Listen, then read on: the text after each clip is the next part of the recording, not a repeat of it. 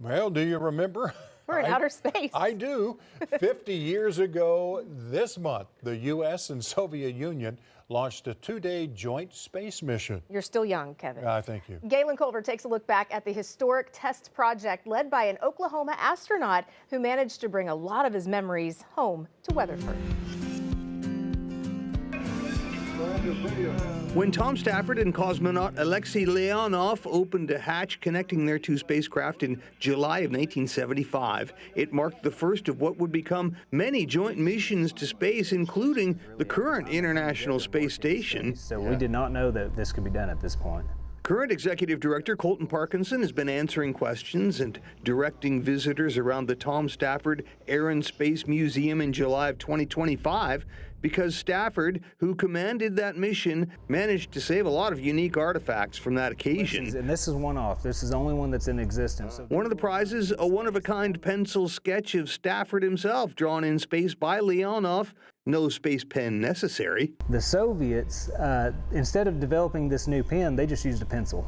Oh, and it worked just fine. The memorabilia department at NASA was busy that year. On display at the museum in Weatherford are pins, medals, dolls, even cigarettes to celebrate the first of its kind space flight. To dock with an international partner had never been done before. The U.S. and Soviet Union were Cold War adversaries at the time, which is why it took 3 years of planning. This is part of the docking module. One of the most contentious problems, how to dock the Russian and American modules. Neither country was willing to allow any sort of insertion. So they had to come up with a universal coupling mechanism that didn't make one more dominant than the other. Oh my goodness. Yeah, it's wild just to think about some of the politics or egos at play that affected decisions. So much that happened then provided the cooperative groundwork still in use 50 years later.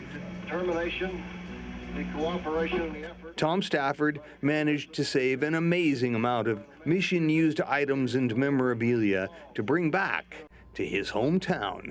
In Weatherford, Galen Culver, News 4. Is this a great state or what?